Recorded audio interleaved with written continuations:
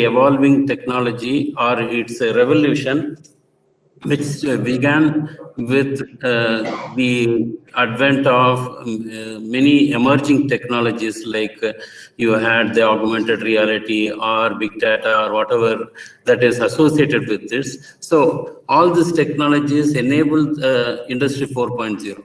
So we will first look at what is this industrial automation is. So we will look at the thing like before we go into this industrial automation, let me introduce Festo. So Festo is the world leader in the industrial automation and training domains as such. It started in 1925 with the woodworking equipments, and later on there were other divisions of Festo in its milestones. If we see in 1952, the Festool was started. Festool is the power tool company, a sister company of Festo. Then in 1957, we had the Festo pneumatic division as you see it today, which was born in 1957, where we had an exclusive production of pneumatic components which are used in the industrial automation. Then in 1965, we had the Festo Didactic, the learning arm of Festo started in Germany. The reason being that even in Germany, the situation was that not many people knew about this pneumatics, and that resulted in the owners taking the initiative so that more and more people know about this technology and start to use them in the industry as such. So if you look at Festo, it's spread across 61 countries where we have our own production unit. It is also having after sales in 176 countries there. Then there are about 250 branches. Of course, we are having about 3 lakh automation customers, and there are about 20,000 employees and 56,000 direct customers alone as such. And we are basically 3.1 billion euro turnover company as such. Festo India operation is headed from Bangalore as such. There are 14 branches. There are 7 training centers in India. We started our inception in 1963 when it came to India in Coimbatore. So further on, it shifted to Bangalore with its production as well as other functions that are happening. So right now, about 530 employees are present as such. So we are ISO certified company. We also have a own R&D activity happening in Bangalore. So there are many residential engineers who take care of the supply of components to different users as such. Of course, you might have seen the expo trainer being available at your places, which visits the institutes as well as the industry, where we educate people about the latest components and technologies that are available. So our automation activity is both into factory automation as well as in process automation. So that is which we cater to the industry. For the training, we have the didactic division as so the didactic division takes care of training and consultancy, both in institutions as well as in the industry. And of course, we have learning systems to offer as such. One is the seminars which we offer. The other one is the learning systems as such. So of course, there are about 40,000 products in terms of the cylinders, then both linear as well as the rotary actuators. Then we have the electrical drives, we have the grippers, we have the handling systems, we have the valves, there are the sensors, there are the vision systems as such. And of course, we also have electronic controllers, the PLCs and air treatment equipments. Of course, we give the control cabinet as one of the thing like. So if you look at Festo Didactic, it is a Greek word which means to instruct, to impart as such. It promotes the use of automation in the industry by educating the users. Festo Didactic has its own product. They are no different from what is being used in the industry. So basically, they have adapters which can be easily fixed onto the board so that you can easily connect them and rig up any circuits. We are present in about 75 countries, and there are about 300 employees all over the world. So if you look at Festo Didactic, it offers a holistic solution in the form of hardware, software, teachware, exercises, which is in the workbooks and the training and the seminars, along with other related services for spreading the knowledge in the institutes as well as in the industry. So there are a lot of softwares that are offered from Pesto because we believe in a holistic solution. So Fluid Sim is one of the softwares very popular in the institutes. Of course, we also have the Cirrus Education, which we will be using in the second half and also in the tomorrow, so second half as such. So this is a mechatronic software which is actually used to simulate whatever the mechatronics applications are involved as such. Of course, we also have many other softwares like InTouch and other things like that. So we will now get into the introduction to automation. So of course, automation in the industry can be performed in many ways. So one such thing is pneumatics, hydraulics, and electrics and electronics as such. So the choice of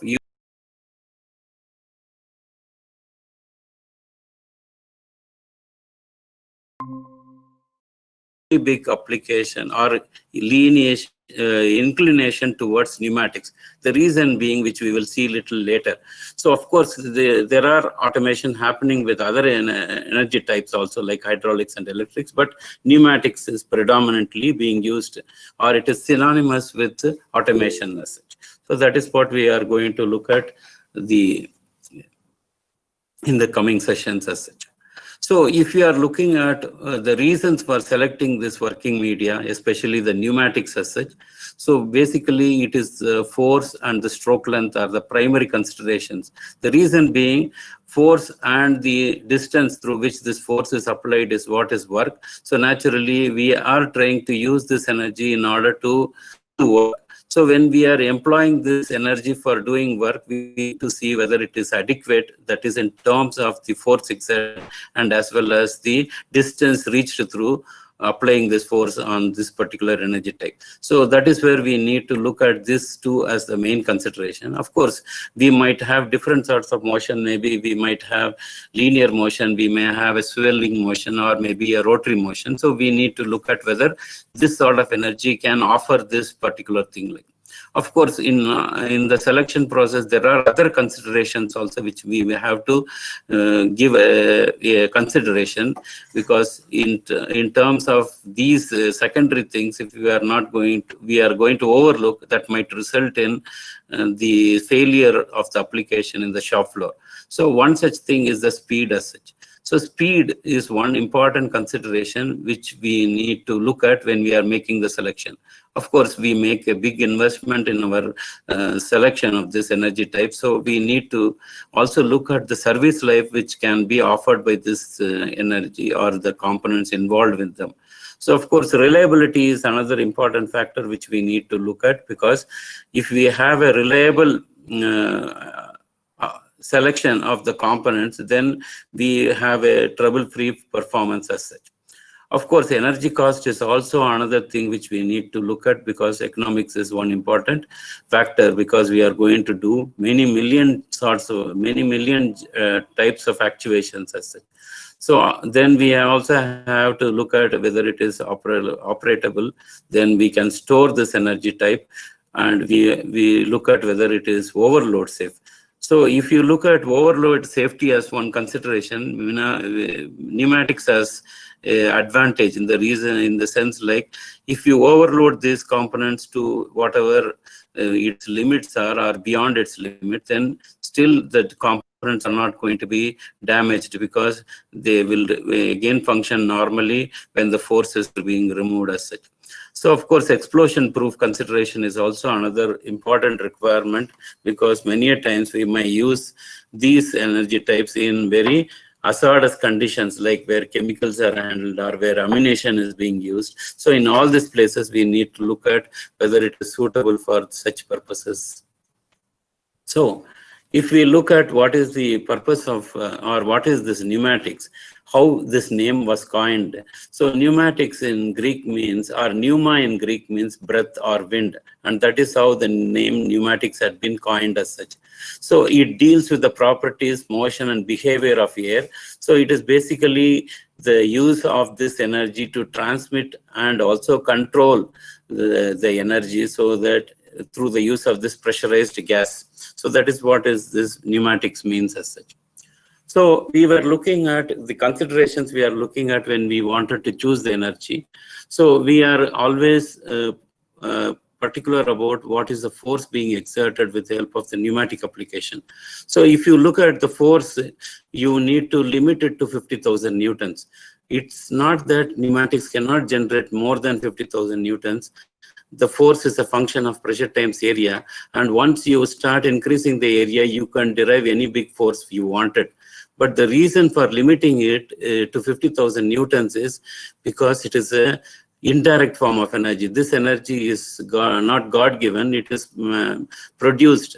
In the sense, we use electricity and then make the mechanical movements and finally compress the air and get this energy which we are going to use it into the cylinders. So when we are doing this, so naturally we have to be very judicious, because air cost very much, in the sense like every additional bar of air is going to increase exponentially. So if you increase pressures to very big pressure, very high pressures, more than 6 or 8 bar, then also it is not very suitable. At the same time, if we are going to do 100, 200 cycles a minute, and if the cylinder is reciprocating up and down 100, 200 times, then you can imagine how much of air is being used in each of those strokes as such, and finally it might result in spending air in a huge amount, which might not be very economical, because we are using pneumatics in automation. And automation, you can imagine, look at the situation where we print some 1.5 lakhs newsprints in an hour, or maybe many lakhs of milk sachets being packed, or maybe confectionaries, or whatever is the item. They are going to be at a very fast rate. And in those situations, if you are trying to use pneumatics with a very big force, then naturally we might not be breaking even. So that is where we have to limit it to about 50,000 newtons. Similarly, the displacement is another factor which we need to look at. So displacement in the range of 2 to 3 meters is what is going to be best considered.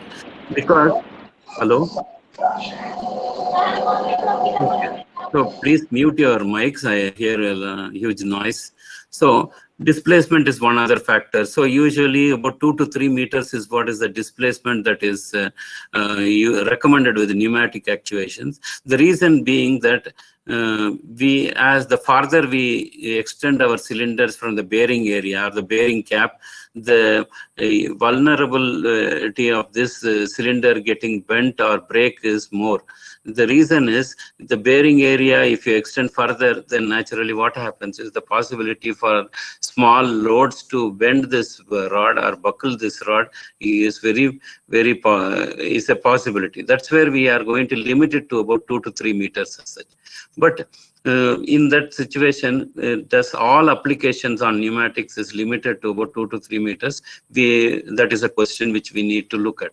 So pneumatics can even be applied in about 5 to 10 meters stroke length also, but we need to look at some other special type of cylinders known as the rodless cylinder. So we will look at those things a little later. Of course, one big advantage with pneumatics is the speed at which it is working. So the nominal speed is about 1.5 meters per second, which is very high speed for applications as such. So with the electronics associated with it, we can even reach to about 5 to 7 meters per second. So this high speed is not matched by other energy type like hydraulics, where we have the top speed of about 0.5 meters only as such. Of course, as we saw, there are many other reasons for choosing pneumatics. One is the availability. The availability is because the air which is present everywhere around us can be compressed, and we can make this energy available at whatever location we wanted to use them as such. So this is one big advantage with using pneumatics as such. So we try to use pneumatics for this reason. Then, of course, it can be transported over a very large distance. Even 1,000 meters also is possible without any significant loss in pressure. So that is why we choose pneumatics as energy type as such. And of course, the performance from the pneumatic systems are very uniform, in the sense like they are not affected by temperatures and pressures. So that means you can work even up to 200 degrees centigrade and even 30 bar pressure without significant change in performance of the actuators as such.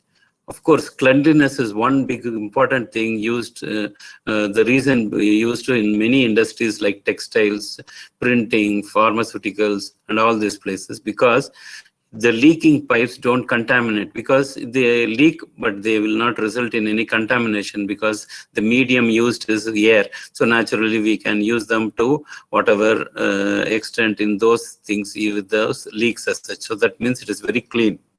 So of course, explosion proof is the other reason. We are using only 5 to 6 bar of pressure in our application. The components are rated for about 8 to 10 bar. So naturally, they cannot create any explosion because they are sturdy enough. The metallic body of the valves and the cylinders don't explode at that pressure as such. So naturally, the advantage of using pneumatics is it doesn't require any additional firefighting equipments with this arrangement as such.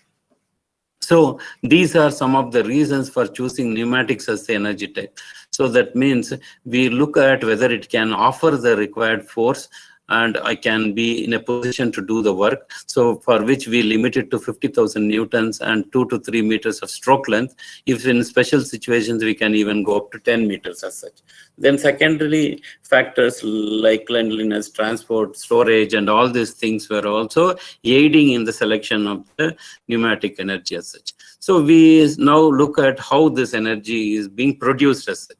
So basically, the compressors are those which produce the pneumatic energy as such.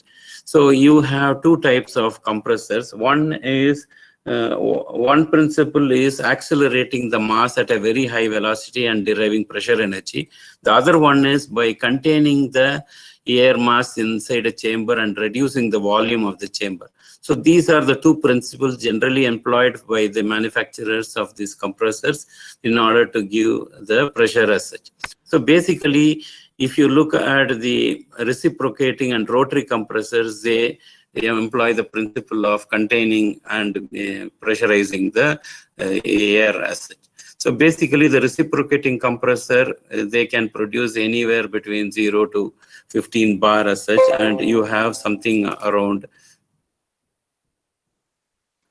about 20,000 meter cube of air per hour can be generated as such. So any pressures are possible with the help of this reciprocating compressors, which actually produces the compressed air at a very high pressure.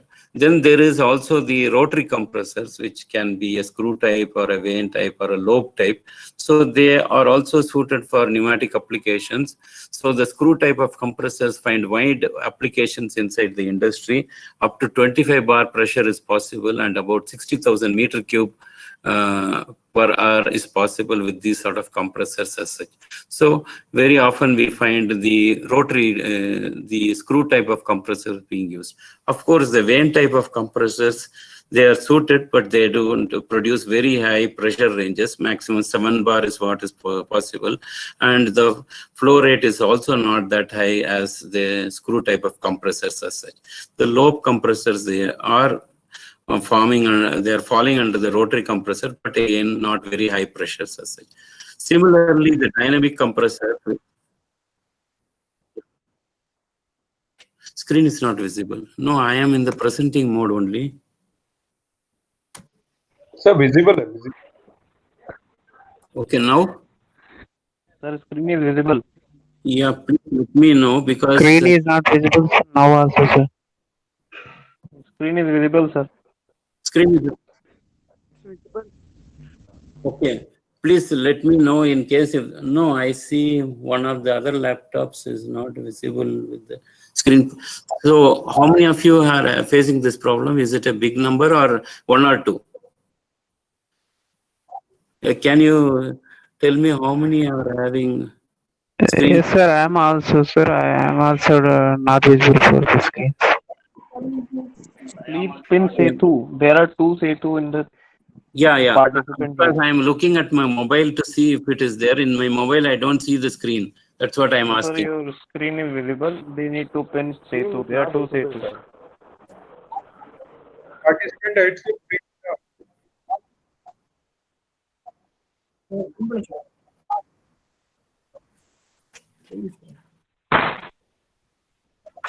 Okay.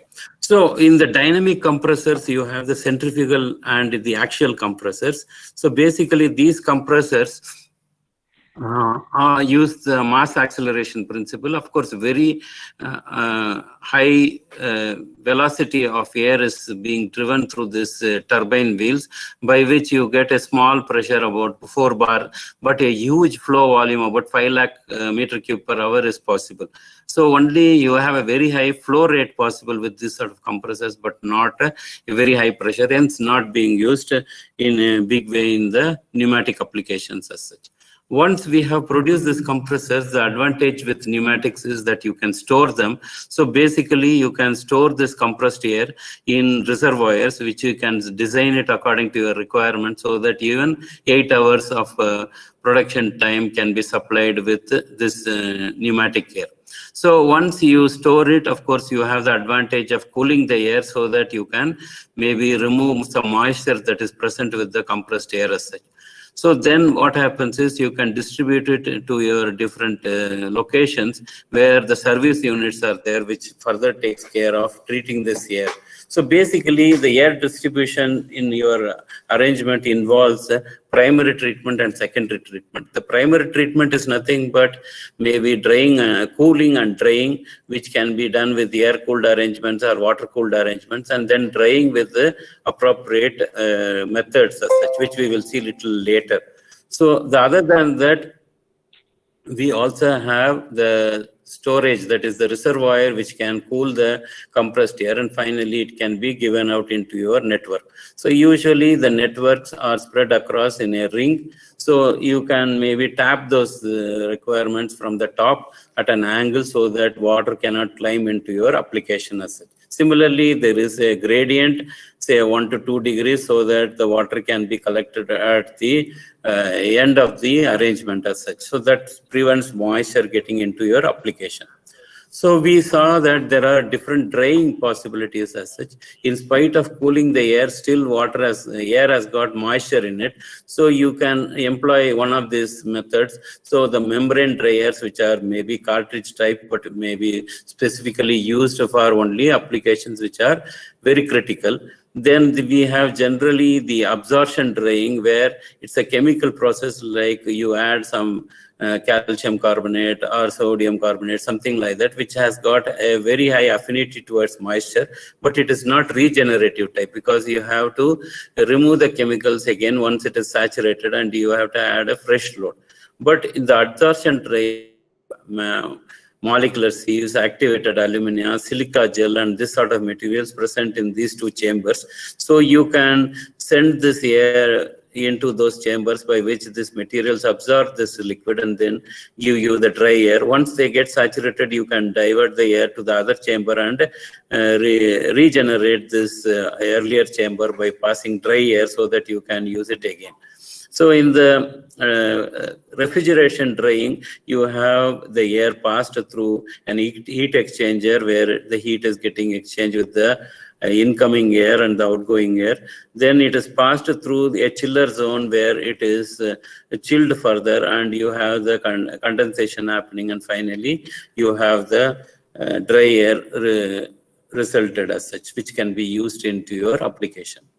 Of course, after having dried this air, and you can now straight away use into your application, but generally we use a secondary treatment in every application. That's where you find the filter, regulator, and lubricator in every application.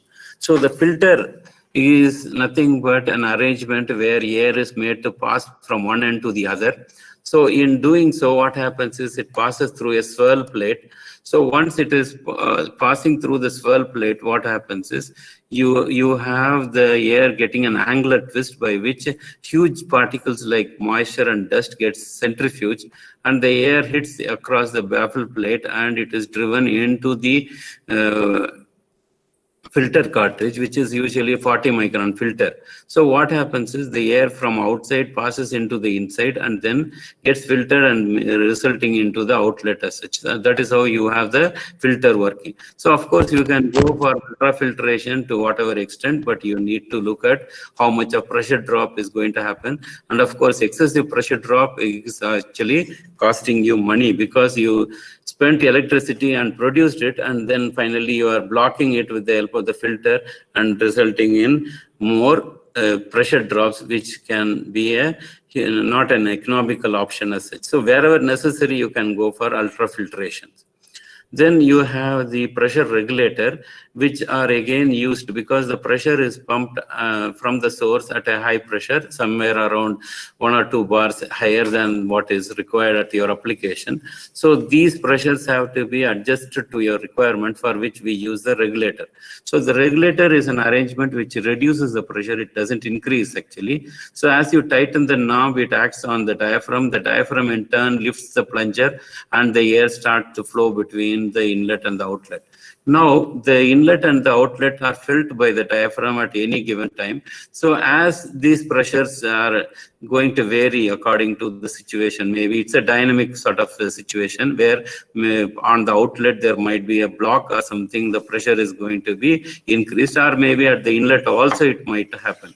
So that is filled by the diaphragm here, and the diaphragm is either maybe pushing out or maybe it is drooping down here. So when it is coming down, naturally the spring on this inlet of this pressure regulator narrows the passage and starts to give little air as such. Or when the pressure is falling at both the sides as such, then the plunger is going to be lifted out because we have set a preset pressure here. So by which the plunger lifts up and creates more passage for the air to move out.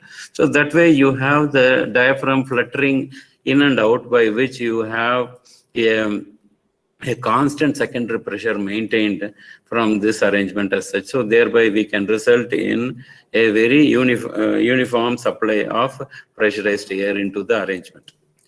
So, of course, lubricators are other things like, but generally in training situations, we don't use lubricator because it's not that frequently being used in our application. The reason being, lubrication is already provided by the manufacturer in the components. They are only required in case if there is a necessity, in the sense like if you are operating at a very high frequency, or the diameter of the cylinder is very huge where the surface area is more, or maybe the cylinder is getting heated up or something like that in specific applications. In those situations, wherever required, or where there is a lot of wear and there is necessity for replacement of the cylinders very frequently, then we can think of using lubricator. But in the training situations, usually they are not being used.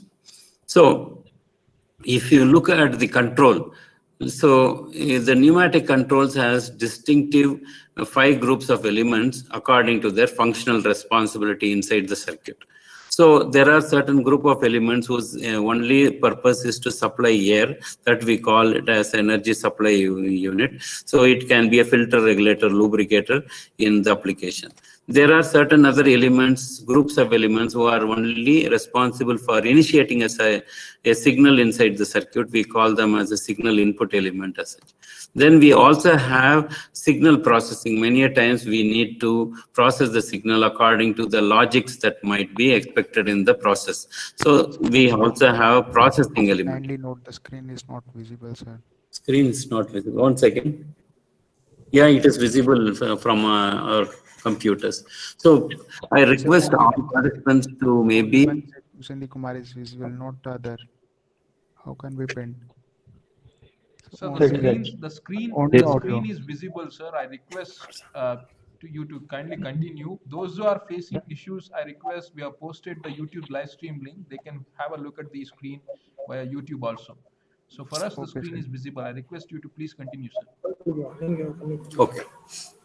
Okay. So now Of course, it is a technical issue. Maybe the bandwidth is not supporting because we have about 200 people in the thing. Like, so possibly you can look at the YouTube streaming also.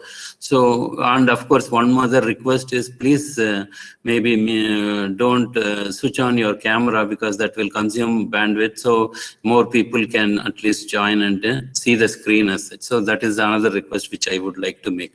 So elements of this signals, that means we need to require to process the actuations according to certain logic. So that is where we try to use the logic elements as such. And of course, we also have a final control element, which are actually directing the cylinder in the forward or in the return motion as such. So we have this group of elements known as a final control element. In addition to this, there are the working elements. So if you look at the working element, there is the linear and the rotary actuators usually represented. So if you see all these things, we have each element having a specific function inside the circuit. Thereby, we could optimize our arrangement and realize whatever pneumatics is capable of. It is also possible to have a cylinder and a valve, but you might be overloading because the function of processing, the function of directing is all taken care by one element, thereby the efficiency is not possible. So we need to have a definite structure like this if you are going to use pneumatics in an optimized way as such. So that is where we need to include all these elements inside the control. Look at a situation where you have a 320 dia cylinder, and if you are going to connect it with your push button, so what could happen is a push button which can give only 75 liters of air per minute, so will deliver only 75 liters, and this 320 dia cylinder might have a huge cavity inside there which has to be filled. So it might take maybe a few minutes before something can be filled and the pressure can be reached and finally the cylinder starting to move. So we might see cylinders working at 1.5 meters or even 2 meters in the normal situation. But in this situation, we have overloaded the arrangement with one device supplying the whole big cylinder there. So naturally, it might not result in 1.5 meters per second. So that is where we need to see that every element has got only one specific role as described in the control arrangement here. So if you look at the energy element or the working element, which is nothing but the cylinder. So the cylinder form under two categories. One is the linear actuator and the other one is the rotary actuator. So if you look at the linear actuator, they can be either a single acting or a double acting from any manufacturer for that matter. So in the case of a single acting cylinder, you have many designs that are possible depending on what you require as such. So basically a double acting cylinder has got a single-ended type. You have rods coming out on both the sides, which are known as a double-ended side type. Then we also have rodless cylinders so that we can get huge stroke lengths mechanically as well as magnetically coupled rodless cylinders. And of course, there are plenty of special cylinders to suit every application. Similarly, we have rotary actuators, both limited angle of rotation and continuous rotation. But continuous rotation don't find any application inside pneumatics. The reason being that you can as well use the electric motor to create those rotary motions instead of converting that into mechanical movements and deriving pressure energy and finally reaching to rotary motion as such. So that is where you don't find rotary actuators inside the pneumatic control engineering. But of course, it is not there. We cannot say that it's not totally available. We find these rotary motors in certain applications because pneumatics has got the advantage of overload safety. If you look at an electric motor, it can rotate only 1450 RPM. But if you were to look at a pneumatic motor, it is more than 1 lakh or 2 lakh. So that is where certain manufacturers try to devise a pneumatic motor for certain specific applications, like you might use it in a dentist drill or in a portable grinder. In those situations, you can use where you want to reap the benefit of using it for high revolutions as well as for overload safety reasons. So that is where generally it is not finding application in pneumatics, but specific products incorporate pneumatic motor in their application. But limited angle of rotation is possible, both 0 to 90 degrees, 0 to 180 degrees, 0 to 270 degrees, something around this range can be possible because we are looking at controlled motions as such. A single acting cylinder with its IS symbol here, what you see here.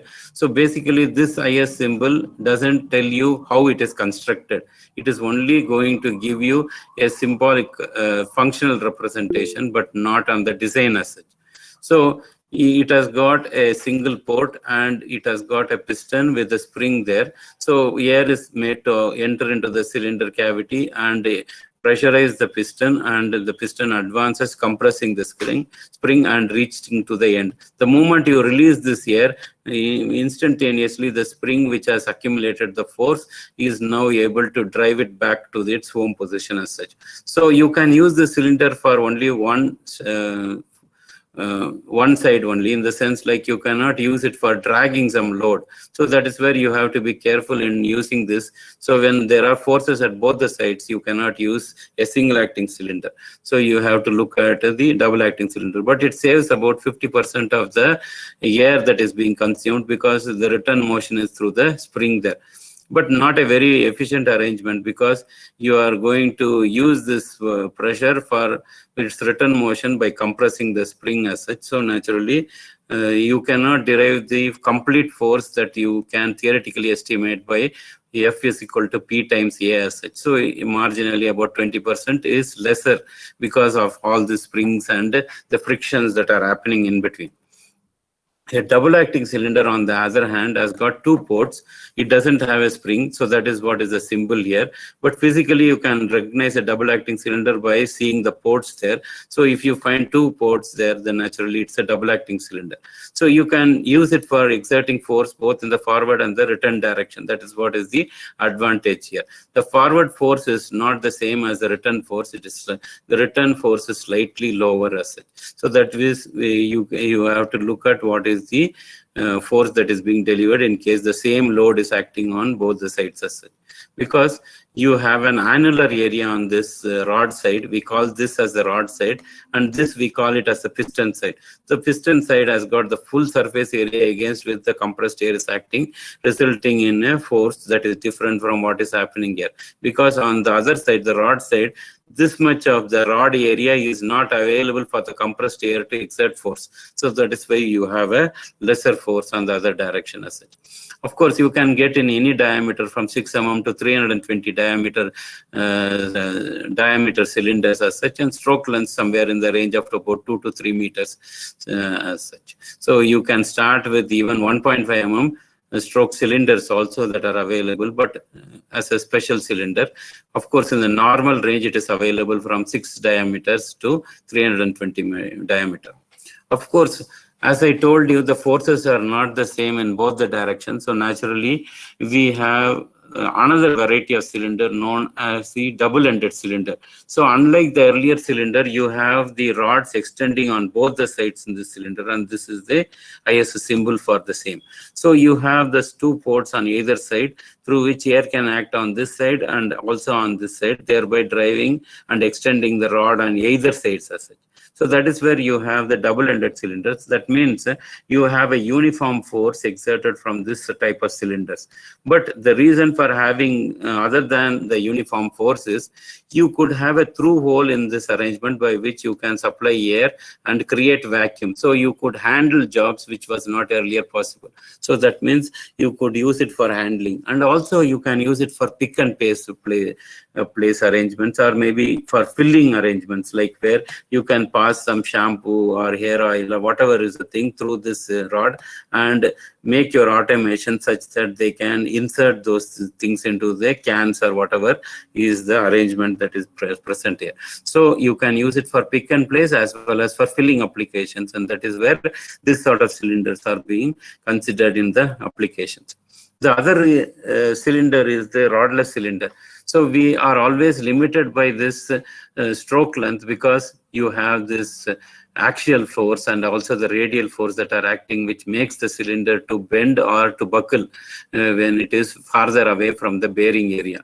So in order to prevent this, we need to have a cylinder which doesn't have a rod, and that is where we have the rodless cylinder coming into picture. So the rodless cylinder saves about 50% of the space because everything is within.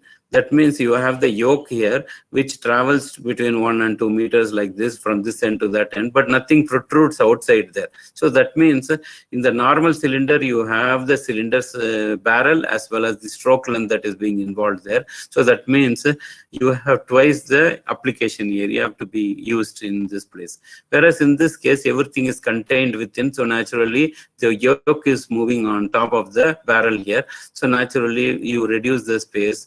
Application space. So that is where this rodless cylinder are being used. Of course, there is this mechanically coupled rodless cylinder where the yoke is connected to the piston and it moves from this end to that end as you pass air into the one of these sides. So when it moves here, a patented sealing band seals the dovetail shaped underneath here. So you have the air which is actually inside this cavity. So when it is trying to move further from this initial home position, so it's the sealing element tries to seal it and make this compressed air to act only on the piston, and it moves further. So on the other side, what happens is the sealing band is also being peeled on the other side, and it is moving towards the other side. So here you don't have air. So all the air actually in front of the piston is driven out through the port here, and at the same time simultaneously it is being released. So that is where you have the zip-like action happening inside the thing, and you can release any big stroke length. So that is what is the thing like. So this is how it looks like in the case of a rodless cylinder as such. So of course the rotary actuators, there are two types of rotary actuators. This is the symbol for the rotary actuator. So the rotary actuators can be rack and pinion type, where that means it's a geared arrangement. So the pinion starts to rotate because of the rack, which is being driven by the compressed air. So therefore you have a very high torque possible as such. So 150 Newton meter is possible with this sort of rack and pinion arrangement. You also have the vane type of rotary actuators, where to the shaft you have a vane blade that is connected, which is moving inside the cavity. When you pass air this way, it rotates on the other side. When you pass the air on the other side, it starts to rotate in the clockwise or anti-clockwise direction. But you cannot generate a very high force torque in this situation. Maximum is about 20 Newton meter is possible. So these are some of the actuators what we just now looked at, and they are used in pneumatic applications in varied situations according to different applications. Of course, now the other important thing is the valve, which is used inside the pneumatic control. Everything is a valve because we are using a medium that is air. So they have to be either blocked or maybe opened in one side or maybe closed on the other side, something like that. So the valves are used for starting the flow, stopping the flow, or the reversing the flow as such. So the valve, as per IS standard 1219, at least 4 informations are necessary so that you can make this uniformly understood by all users as such. So one is the switching position, the other one is the port that has to be mentioned in the diagram in its display, as well as how it is being actuated and how it is being returned, and also what is the flow path inside there. So all this information you might see in any valve's representation so that you can have an uniform understanding. A position is represented by drawing a square like this. If there is one square, it is one position. If there is 2 squares, it is 2 position as such. So the flow is represented by a straight line or a slant line, and a blocked port is actually shown with a T mark as such. Then we also have to show the ports. The ports are shown usually on the right-hand side. That is the normal position, whereas this is the actuated position. So in the normal position, if there are 4 lines drawn, it means 4 ports. If there are 5 lines drawn, it is 5 ports as such. So of course, you also need to show how it is being actuated and how it is reset. There are different means to actuate and reset. You have manual, mechanical, electrical, and pneumatic means to actuate the thing like, and each one has got a specific symbol in order to mention them. So you could use any of these manual means to show it on this side, telling you that it is actuated manually, or it is being actuated mechanically, or with electric arrangements, or with pneumatic arrangements. So if you look at the designation of the valves are designated by indicating the number of ports, which is the first number here, and the number of switching positions. So that means any valve represented as 2 by 2 means it has got 2 ports in it. That means you make 2 possible connections, and you also have 2 switching positions. So that means the valve has got dual possibilities to function. It can function like this, what is shown here, as well as like this. Similarly, a 3 by 2 valve has got 3 ports for making the connections. So one is a supply port, one is the outlet port, and the other one is the exhaust port. And also it has got 2 positions here. So you can function it this way or make it function it this way as such. So it can be either a closed arrangement. When the inlet is closed, you call it as a normally closed. When the inlet is initially opened in the default situation, then we call it as a normally open as such. A 5 by 2 valve has got 5 ports, 5 connections to make, and there are 2 possible positions to shift between them. So you could use a 5 by 2 valve or a 5 by 3 valve, which has got 3 possible ways to function, and maybe 5 positions, 5 ports through which you can make the connections as such. The ports are numbered as per letter as well as the number marking. The number marking usually 1 or P is representing the inlet port, 2 or 4 is representing the outlet ports. That means these ports are connected to the cylinders. 3 and 5 are the exhaust ports to which you connect the silencers, or they can also be lettered as S or R, whereas the outlet ports can be either 2 or 4 or A or B. Similarly, you also have pilot ports for switching the valve in case if it's a pneumatic arrangement, like 10 is going to result in a supply between 1 and nowhere. That is 0 is, it is not going to connect anywhere. So similarly, you have 12, which means 1 and 2 is getting connected. So you have 14, which means 1 will connect to 4 if you have a signal here. Similarly, 1 will connect with 2, that is why it is known as 12. So 12 and 14 or 10 and 12 are the different possibilities what you can have in terms of the valve port markings as such. So these are some of the valves which you can see, just to give you an understanding on how really it is in the physical form as such. Now, we have covered the cylinders and the actuators. Now we look at the electro-pneumatic part, because our actuators are going to be even electrical as such. So electro-pneumatic is nothing but an arrangement where you give electrical signals instead of the pneumatic signal as such.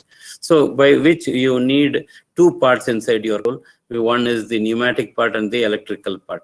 The advantages of using electro-pneumatic is higher reliability. You can have easily adapted to other devices like the sensors that are being used. And of course, you can very easily connect those circuits with the help of this electro-pneumatics as such. So as I told you, there are 2 parts, the pneumatic part and the electrical part. So our objective is to provide electric current to this solenoid here, by which the valve can switch and extend the cylinder. So in order to get a signal at this place, you need to have a control circuit which is electrical as such. So like in our pneumatics, you also have input devices, you have the processing devices, and you have the output devices. So the signal flow is from the top to bottom as such.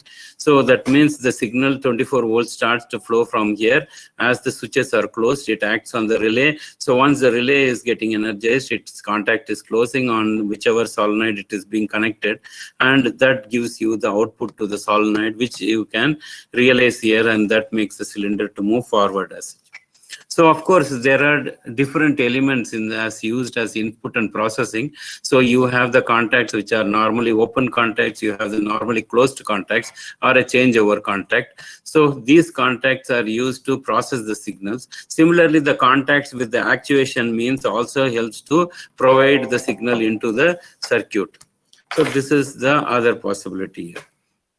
So what is a relay? Relay is actually an electromagnetic switching device. So it consumes very low energy, only it takes a very small voltage and switches the valve as such. So it has very low maintenance, very fast switching, about 2 milliseconds only it takes to switch the thing. Like you can adapt to many parallel paths to switch many devices according to the number of contacts as such. So they can be used for producing the logic also. So basically how the relay is functioning is, this is the coil of the relay. So in the coil there is a winding which can be separately powered. So you, depending on what is the rating of the coil, you can get 24 volts or 12 volts or whatever is the coil, 5 volts or whatever it is. So once the coil gets energized, the soft iron core within the coil is getting an electromagnetized. So once it becomes an electromagnet, it attracts whatever is in front of it. Here it is the armature there. So usually you supply at 1 and the contact is going to close on 2. That means 1 and 2 have got the supply. But when you make it as an electromagnet, the contact switches and 1 and 4 starts to get the supply, and that is how the relay functions. So we will just see how it happens here. So you see the poles getting switched once it becomes an electromagnet and draws the armature towards it as such. So similarly, the solenoid also works on the same principle. A winding is there on top of the soft iron core, and this soft iron core gets an electromagnetic force. So once you energize it, it starts to move in one particular direction, which is been restricted with the spring, and it overcomes the spring force and tries to lift up and create the passage for the compressed air to flow into it as such. So you have the solenoid coil. Once you energize this, the solenoid now allows the air into the arrangement so that it can be switched and you can realize this position. Similarly, when you energize this, the open valve will now start to close once you start to energize this. Similarly, the solenoids can be on one side or two sides. If it is on the two side, we call it as a memory valve. In whichever case, whether it is a pneumatically actuated or electrically actuated, a double solenoid or a double piloted valve is known as a memory valve, because it will retain the position of the last signal applied until it is encountering a counter force on the other direction. So of course, here is what is the arrangement for you to look at. So one is getting blocked because the plunger, because of the spring here, is closing the port here. Once you energize this, the plunger lifts up and the air starts to flow into the outlet. Similarly, in the case of a solenoid valve, a 5/2 valve, which you can see, the port is closed on 4, so no air can reach into this. Only 1 and 2 is getting supplied. So when you give this compressed air on this, or when you energize this coil, the plunger lifts up and the air which was now waiting at this place now acts on this piston here and moves the piston towards this side and blocks on 2 and makes the passage for 1 to flow into 4 as such. That is where you have a solenoid working. So this is how it looks, the solenoid, the single solenoid and the double solenoids inside your arrangement. Of course, we are going to create many logics that are possible here, which are part of Industry 3.0, because we are going to control the cylinders and valves with the help of electrical signal, either with the help of a relay or with the help of the PLC. So here we have the switch closed here. So when you close the switch, there are two switches. One is the start switch and the other one is the stop switch. When you close the start switch, now what happens is relay K1 gets a supply. So the instant it gets the supply, the contact closes, because it takes only 2 milliseconds to switch here. So it closes on both these places here. So K1 closes on this path, K1 also closes here. So now you have two parallel paths supplying to this device here. That means you have the possibility to release one of them and retain this supply to be there. So that means once you press and release your button S1, K1 gets the supply and lamp S1, H1 starts to glow forever in spite of releasing this S1. So in order to break the circuit, you have this closed contact of S2, which when you press it for a moment, it disrupts the supply on K1, which results in the contact losing the connection. So naturally it opens up instantaneously and it results in lamp switching off. So again, you have to initiate with S1 so that you can thing like so. This sort of a relay getting latched with its own contact is known as a latching circuit, which we in this case is a dominant reset. Similarly, we also have a dominant set. So now we will look at the sensors. So there are different sensors that are available. There are basically contact type of sensors and non-contact type of sensors. Again, these sensors again fall under two categories. Either a binary signal or an analog signal can be produced from these six sensors as such. So in the contact type of sensor, we have a limit switch which is basically used in applications here. So a limit switch expects a physical contact for the sensor to give a signal. So like in this door where you have the contact type of sensor here. So once it closes, that means it comes and hits against some fixed element by which you can trigger a signal output as such. So again, sensors, there are different sizes, there are different types. There are magnetic reed switches, inductive sensors, capacitive sensors, again optical sensors falling under through beam, retroreflective and diffuse type of sensors. Then there are contactless magnetic sensors, there are Hall sensor and many other types of sensors. An optical sensor has got at least three different varieties. The through beam, where collector and emitter are apart. So when an object comes inside, so then it is not falling onto the collector. So naturally it is getting a detection signal as such. So in the case of a retroreflective sensor, the light is passed, falls on the reflector, a mirror sort of object, which is again falling back onto the collector here. So if anything disrupts this, then you have a signal. So there is also the diffuse type of sensor where the light is emitted. If an object comes here, each body has got some amount of reflectivity. Based on whatever is the thing that is reflected back, it can fall on the collector and you have a signal here.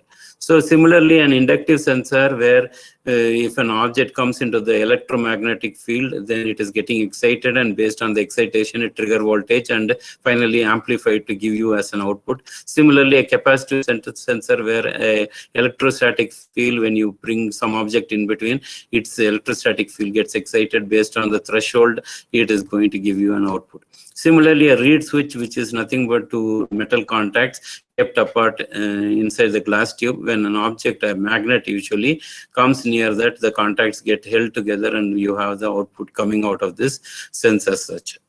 So you also have inductive type where when a magnet comes here, it induces a current inside. Based on the evaluation, it is going to trigger an output if those magnetic fields are getting induced with current. Of course, these are different symbols that are used inside the thing. Like, so you have the inductive sensor, capacitive sensor, the optical sensor, the magnetic reed such, and you also have an ultrasonic, which can fall under a open as well as a closed type of sensors are available. Now we will look at the other important thing which in today's automation in the industry 3.0 revolution has come into picture as such. That is nothing but instead of reusing the relay, we use the PLCs as such. So a programmable logical controller is nothing but an industrial controller which monitors the input and evaluates or executes the program and gives you the output as seen in this figure here. So the input signal, when it is given into the CPU there, based on what program we have dumped into it, accordingly it tries to evaluate and give an output, and which can be connected to any device here. So you can increase the productivity, you can enhance the quality, you can use the less energy in using the PLC as such, and improved safety features are possible with this thing. Unlike the relay, which uses more power because they are physical elements, so you induce a lot of coils inside there, and that carries more current there. So naturally that results in lot of heat and of course reduced life cycle as such. So of course the relay is going to occupy more space because they are physical things like that, and they are very complicated because you have to run kilometers of wires in order to make your automation task possible. And of course, in realizing such arrangements, it takes long time. So naturally, time consuming as such. So you can, with the help of a PLC, produce logics. You can create timing functions. You can make counting possibilities. You can handle analog signals. You can have special modules like the PID modules. You can use arithmetic functions. You can use communication modules to communicate with other devices as such. You have the HMI interfaces possible as such. So you have many possibilities with the PLC as such. So basically, the sensors which are giving the signals are given into the input module, which converts the signal from whatever physical source it is getting into a voltage or current suitable for this PLC to handle, or the CPU to handle. So once it passes through that, the power supply is external. So it once you give the program into it, or the program is loaded into it, it executes line by line based on the input signals there and what we have asked in our program to generate the outputs, which are again reconditioned back so that it can suit our application or to the rating of the PLC, because all these processes are working under 5 volts and they have to be converted into 24 volts output signal or whatever is the rating of the PLC. So a physical analogy here, you have the input and the push buttons which are forming the inputs, which can be given into the PLC. A program is dumped into it, and based on the evaluation, you have the outputs which can be reconditioned so that it can suit to the requirement in the field. So basically, the PLC does a scan. So as soon as you power up, it starts to go through a certain process. That means it reads the input, then tries to execute the program line by line and make some diagnostic and other routine functions, and finally write this in outputs into the outputs at the end of the output scan, which can be finally used for the sending the outputs. So basically, this happens cyclically depending on the power of the PLC. It can happen many thousand number of times so that it can evaluate in that fast manner as such. So basically, there are different languages to program, but what we are very familiar is the ladder diagram or the function block or the statement list, which are very popular. So we have the ladder, which is nothing but two parallel lines shown inside the circuit with a coil, a parenthesis as such. Whereas the function block is nothing but blocks, rectangular or square blocks into which you symbolize what sort of functions you are going to use as such. So we will look at this thing like, so there are these two contacts very prominently used, or these three things are prominently used. If there are two parallel lines there, you are asking to check if the value is, or if the signal is present, check if the signal is high, whatever is the thing like. So if you put a line across these parallel lines, you are looking for in your program whether that signal is low. So this is what it means as such. And of course, while that is going to be here. So these parts we will see in the afternoon, as well as in the coming days. We are going to see the physical programming of the mechatronic systems as such, where we have the same set of exercise being used in those situations in the afternoon session. So here is an arrangement where the wiring is something like this. These two contacts are connected through the PLC into the output K1. So now, if you wanted to say generate an output based on this thing, like, so S1 is actuated and S2 should not be actuated, you are going to represent it like this. So that means you wanted this signal, this has to be high. So check if it is 1. Similarly, you don't want the second button to be pressed, so only this button to be pressed. So you are negating it and making the thing possible here. So for the conditions to have, or for the output to appear here, all the conditions on this side has to be true. So this is true, that means if you have pressed it, and this is true if you have not pressed it. So naturally, that will result in an output at 4.0 as such. Similarly, in this case, you have S1 to be actuated and S2 not to be actuated. So that means you have here S1, that means it has to be high. That is what is the problem statement here. Whereas the S2 need not be high. But physically, because it's a closed arrangement, it is high. That is what it's mentioned here. So that means in this situation, instead of taking a negated contact, even though the problem is saying it is not to be actuated, so if it is not actuated, it is actually conducting current into the PLC. So naturally, these two situations have to be high for the results to be high as such. So you have again S1 and S2 to not to be actuated. That means S1 is to be actuated and S2 not to be actuated. So when you press S1, so this whole thing has to be true, as I told you, for the output to be true. So if I have S1 actuated, S1 is to be actuated, what will be the situation? The current will not be flowing here. So that means it is a low. That means it has to be 0 at this place. So that is why it is shown with a negation here. And then you have this to be high. So if you don't act, Similarly, we also can put them in series where we have realize an AND logic here. And similarly, you can put them in a parallel arrangement where you can make the OR logic possible here. So of course, this is what you are going to see in the afternoon, where you will have real systems which are virtually presented to you on the software. So you could have this software and try to program. Of course, we are going to do it in two parts. We are going to show you just to begin with how to simulate those things in a single arrangement. Like that means you are going to use only one actuator so that you could make those outputs appearing there for the conditions being met. But a real-time situation, as in the industry, doesn't always have one actuator. There are many combination of these actuators. So that is where we are going to bring them in a virtual manner. So we have the MPS stations which are used in the WorldSkills.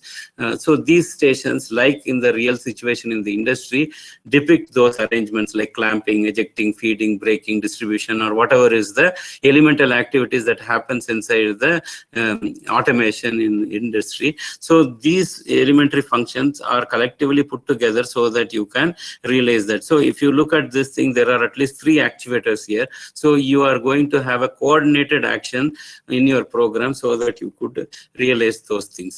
So that we will be doing it in the afternoon session, where you will first observe this. Maybe whoever is interested to continue, we can also provide you the license by which you can make this thing possible at your end after learning this thing. So this is all we wanted to present here. Of course, we have finished right on time, maybe 5 minutes that is overshooted here. Of course, I'm sorry for that. Initially, of course, still I don't have my headphones addressing the thing. It is my computer mic or onboard computer speaker. My microphone is working, so I am talking on that. So if you have any clarifications or questions, please let me know. So if we can spend some few minutes before you forget about these things like that, so we can address those questions and then carry on with the break here and come back to see in the afternoon session some practical demos. Any questions, please?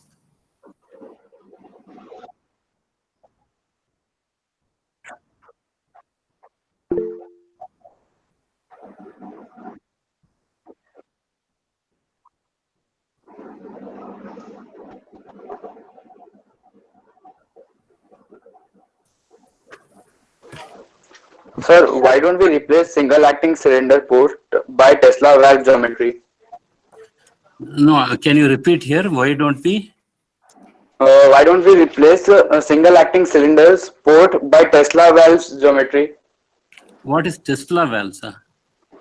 Tesla valves is actually, it increases the flow rate twice or 3 times. Okay. So now, what is your requirement? Whether you want to increase the flow rate.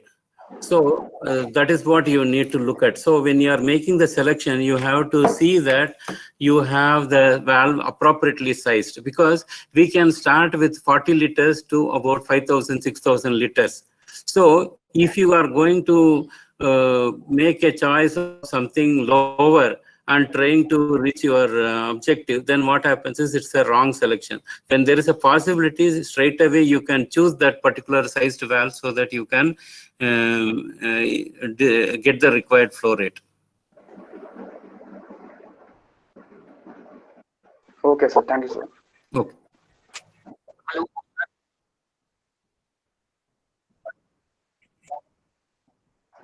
What are the causes of failure of sensors? So of course, using a sensor is a art in itself, in the sense like you can place the sensor, you can maybe get those things like, but in order to get a meaningful output, you have to have a good knowledge and understanding of the parameter or the functional relationship of those sensors, because you might detect something else what is not required instead of the purpose of using that sensor as such. So sensors can fail maybe if it is which type of sensors you need to look at. So maybe you are connecting to a over voltage or something like that, or else maybe the sensor, in the case of an optical sensor, the lens over there is being clogged with some foreign particles, something like that. It might not give you a meaningful output, something like that. So these could be some of the possibilities. But if you look at a magnetic sensor, if there is a magnetic field, so around it, which is more powerful than what is being used inside the piston there, then that might also induce a current. So that could be one possibility. Like, so we need to look at what is the situation into which it is being operated, whether it is being used in the appropriate manner, in the sense like there are some temperatures that are to be adhered to. So if you are crossing those limits, there could be a possibility that the sensor is going to be failing there.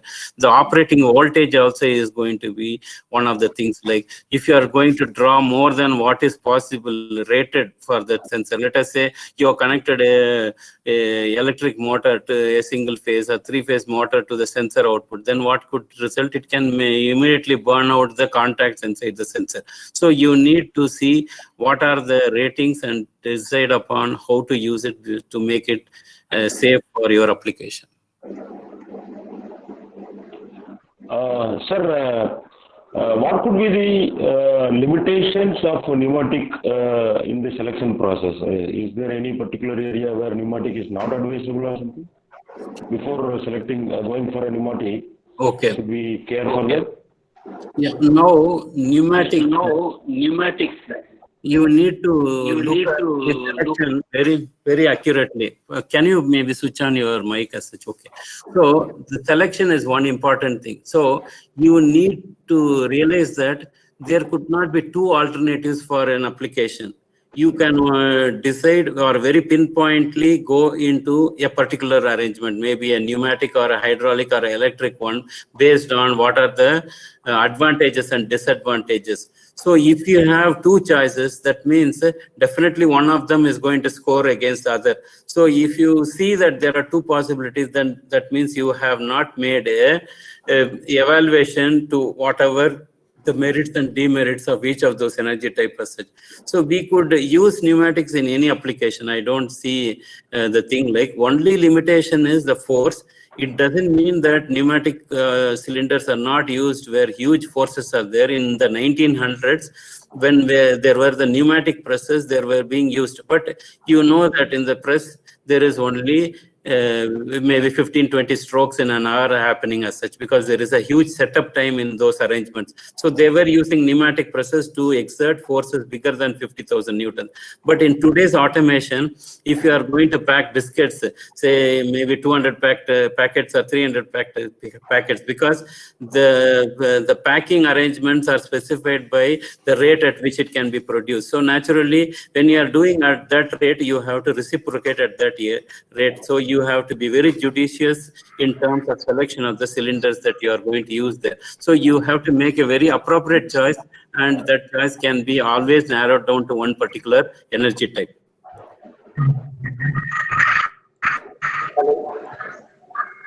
Yeah. Yeah, sir, I want to know that whether, see, suppose I have a problem and suppose I perform a simulation in this Zero software. Okay. And can it be possible that the output can be deployed in my application? Like, I have a PLC, separate PLC, so I want to implement the application using that PLC and the computer. So can I deploy the tool using my PLC? Okay. So Firas has got a very big advantage in the sense like you can directly connect with an internal PLC. If you don't have the internal PLC, you can also use an external PLC of any make. So what happens is you can connect it to any PLC with the help of the software, that is the EasyOPC software that is available there. So it can connect to any PLC. That doesn't matter whether it has to be only Festo PLC. You could connect all the PLCs in the world. Rockwell and Siemens both will be integrated. Can you come again? Suppose I have Rockwell PLC or Siemens PLC. Yeah. So can I integrate both of them? Yeah. So now Siemens PLC comes as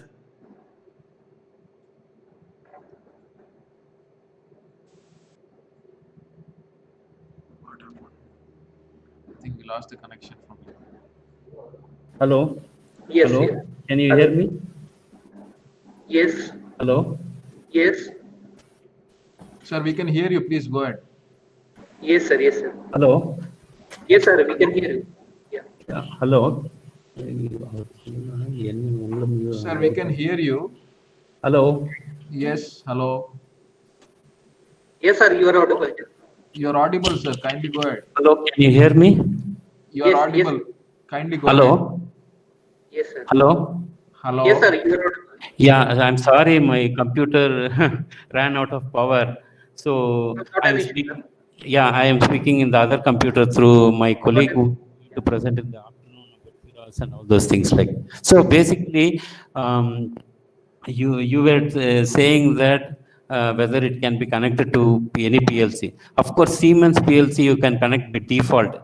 So the OPC server is actually configured for Cirrus and Festo PLC, that is a Codesys PLC, but it doesn't mean that other PLCs cannot be connected. So you could use another device known as the EC port, which actually can be used to connect any PLC with the Cirrus arrangement. So I have to install the driver, third-party driver. No, the driver is available by default if you were to use the easy port. Okay. Thank you, sir. So that we will see in the afternoon. We will show you how exactly you could connect to any PLC as well as with Festo PLC. We will be trying with Festo PLC with a soft PLC. That means you don't have a physical PLC within the computer. The computer resources are used as the PLC there. So how you can do it? But similarly, you can. It is only switching the outputs, the inputs and the outputs to the different means as such. So the OPC server has got those adaptability. Yes. So thank you, sir. Yeah, thank you very much. Hello? Okay, so any other questions from the participants? Anyway, so in the afternoon we'll be joining again. Yeah, please, sir. Please go ahead. Yeah, good afternoon. Thank you for a very nice session, sir. Sir, I have written that when we are running our software for this Festo and we are connecting with another PLC, then our software is working as a server or a PLC is working as a server. Okay, so now you, which software you are using? Suppose, say, for example, our Festo software I discussed and that they are capable to connect with the OPC server. Okay. So suppose I have a Siemens PLC, and when I am running the PLC, the Siemens PLC itself working as a server, and our software is working as a client, or we have to connect, or we have to develop a server in our software, and then we have to connect with the PLC. Okay, so now you have two things. One is your consuming device may be a physical circuit there, and also you have a PLC that is going to be there. Now you are going to connect both of them. So naturally what we are going to use is a OPC server as the intermediate.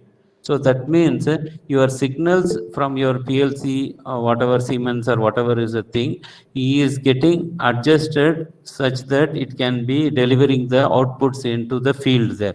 So you are going to use a dedicated software which is being given along with the Cirrus software. So that is known as the EZ-OPC, which can be acting as the server, and your Siemens PLC is the client there. Okay. So, sir, this is the OPC server is supporting OPC UA and OPC DA both? This EZ-OPC is not currently supporting OPC UA. It is doing only DA. Okay, so only 3 parameters we can get. Yeah. Okay, and sir, I've seen that in one slide you mentioned that the ISO number of representing the DCV, that is the ISO 1219. Okay. 1219. Okay. Okay, so that ISO number is only for representing the DCV, or we can also represent the circuit for a component number standarding?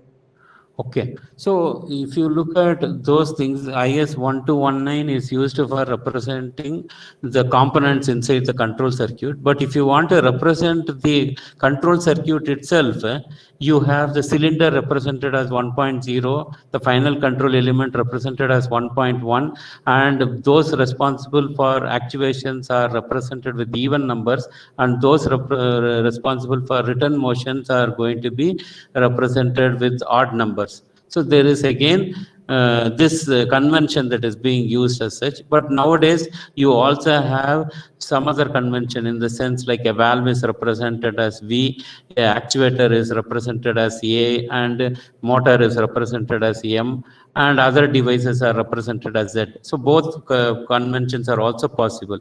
This IS 1219 is predominantly used for component representation. Okay, and sir, which ISO number is generally used for circuit representation? Because in circuit we have to define the name of each and every component. Okay. So is there any particular standard number available? I can refer and come back on this. So it will be part of 1219 only, but I need to check before I confirm it. So what is this convention 1.0, 2.0 and something like that, 1.11 and 1.2, whether they come under the thing like. So as far as I know, this letter convention is the latest one where actuators are represented as A, valves are represented as V, and any